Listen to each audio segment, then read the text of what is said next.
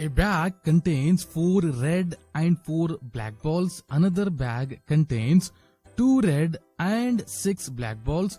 One of the two bags is selected at random and a ball is drawn from the bag which is found to be red.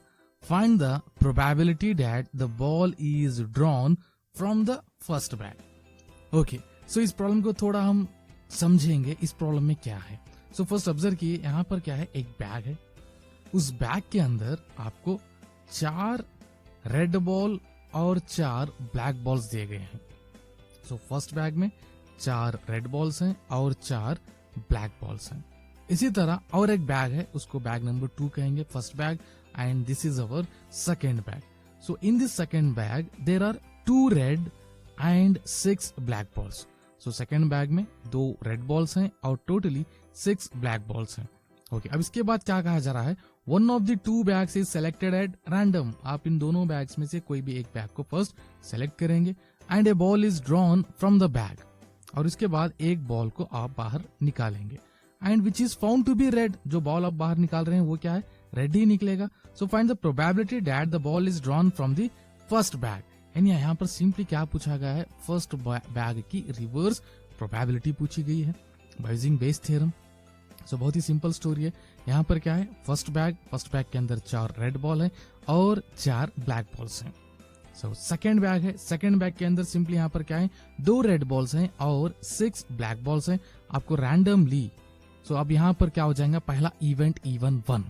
So event even क्या हो जाएगा, selecting bag 1. तो simple story. So probability of even, 2 bag हैं, उसमें से एक bag को select करने की प्रोबेबिलिटी क्या हो जाएगी. So probability of selecting bag 1 even is there are 2 bags, so 1 out of 2. Simple. इसी तरह इवेंट 2 E2. सो इवेंट इवन हो गया और इसके बाद इवेंट E2. सो E2 क्या हो जाएगा, simply selecting bag 2. So probability of selecting bag 2, probability of E2, obviously यहाँ पर भी 2 बैग है, उसमें से आप एक बैग सेलेक्ट कर रही हैं विच इज इक्वल टू, ये भी क्या हो जाएगा, 1/2. ओके, अब इसके बाद यहाँ पर जो कंडीशन दी गई है हमें, सो कंडीशन क्या है यहाँ पर, जब आप इसमें से इन दोनों बैग में से बॉल को ड्रॉ करेंगे तो कैसा बॉल ड्रॉ होना चाहिए, the drawn ball is to be red. यानी यहाँ पर हम जो कंडीशन यूज करेंगे वो क्या होंगे, let capital A be the event getting a red ball. So getting a red ball. अब इस रेड बॉल को आप चाहे तो कहां से ड्रॉ करेंगे, पहला बैग 1 से. सो ये क्या हो जाएगा, probability of A bar even. तो इसका मतलब सबसे पहले बहुत से बच्चों को पता ही नहीं होगा. So this is equal to probability of A bar even का मतलब क्या है, drawing a red ball from bag 1. Okay, जब आप इसमें हाथ डालेंगे तो टोटल बैग 1 में कितने बॉल्स हैं, टोटल 8. उसमें से रेड बॉल आने के चांसेस कितने हैं, 4 आउट ऑफ 8. बहुत ही सिंपल स्टोरी थी. अब इसके बाद विच इज इक्वल टू 1/2 हो जाएगा. Next, probability of A bar E2. So a bar E2 का मतलब क्या होगा, probability of drawing a red ball from bag 2. So probability of drawing a red ball from bag 2 which is our a bar A2. सो observe कीजिए यहाँ पर भी bag 2 पर भी कितने टोटल नंबर ऑफ बॉल्स हैं, there are total 8 number of balls. इसमें से हमें कौन सा बॉल चाहिए, red ball. So total red ball कितने हैं, 2, यानी 2 में कोई भी आ सकता है. सो इस वजह से इसकी प्रोबेबिलिटी क्या हो जाएगी, 2 out of 8 which is equal to 1/4. अब हमें यहाँ पर किस बैग की रिवर्स प्रोबेबिलिटी पूछी गई है, फर्स्ट बैग की रिवर्स प्रोबेबिलिटी पूछी गई है. So here we have to find probability of E one bar E. इतना सिंपल है बेस थ्योरम. बहुत से बच्चे इसके पीछे बहुत सर खराब कर लेंगे, मगर ये बहुत ही सिंपल कॉन्सेप्ट है. Probability of E one bar E we have to find out.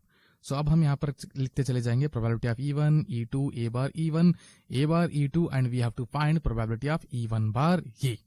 So now by using Bayes theorem, आपको इसका नाम मेंशन करना ही होगा बिकॉज इसी थ्योरम के बेसिस पर हम इसको सोल्यूशन कर रहे हैं. So by using Bayes theorem, so Bayes theorem, तो probability of E one bar E is equal to, numerator हमें पता है तो यहाँ पर इवन और ये के टर्म्स है, तो यहाँ पर क्या आएगा, सबसे पहले probability of even into probability of A bar even.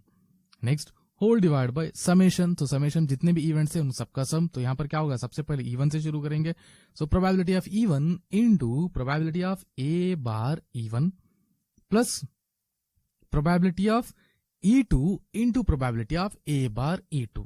हमारे पास सारे वैल्यूज तो हैं, जस्ट अब इनको सब्स्टिट्यूट करके हम सिंप्लीफाई करेंगे तो हमारा रिक्वायर्ड आंसर हमें मिल जाएगा.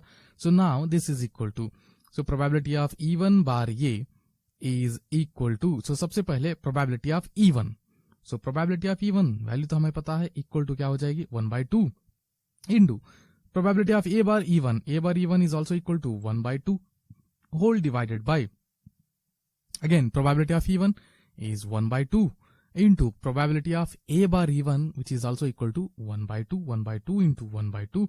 Next, probability of E2, so probability of E2 is also equal to 1/2 into probability of A bar E2, which is 1/4. okay, तो बहुत ही सिंपल सिंप्लीफिकेशन हमें यहाँ पर करनी होगी. So now this is equal to, अब इसके बाद क्या देखें, this is equal to 1/2 into 1/2 1/4 हो जाएगा. So 1/4 whole divided by, यहाँ पर भी 1/2 into 1/2, this is also 1/4. Next, plus 1/2 into 1/4, which is equal to 1/8. okay, so now this is equal to, अब हम इसे सिंप्लीफाई करेंगे. So now this is equal to 1/4 as it is रहेगा. Next 1/4 plus 1/8, simple LCM निकालना होगा. So 4 और 8 का LCM, so simply 4 और 8 का एलसीएम क्या हो जाएगा, 8 हो जाएगा. So होल डिवाइडेड बाय, हम इसको चाहे तो यहाँ साइड में कर लेंगे, 1/4 plus 1/8, which is equal to 4 और 8 का एलसीएम क्या हो जाएगा, whole divide by 8, so into 8, so 4 1 जा 4 2 जा, इसी तरह 8 1 जा 8 1 जा, so next 2 1 जा 2 प्लस 1 1 जा 1, विच इज इक्वल टू, यहाँ पर क्या मिलेगा हमें 3/8. ओके, सो 1/4 डिवाइड बाय, हमारे पास यहाँ पर क्या बच रहा है 3/8. So now this is equal to, on simplifying we have to find probability of E1 bar ये. So now this is equal to, अब यहाँ पर क्या बचेगा 1/4 इंटू ये 3/8, जब ऊपर चलाएगा तो क्रॉस होकर क्या हो जाएगा, रिवर्स होगा, यानी 8/3. नेक्स्ट यहाँ पर हम कैंसिल आउट करेंगे, 4 1 जा 4 2 जा. So our required result is probability of E1 bar A is 2/3. So drawing a red ball from the bag 1, it should be 2/3.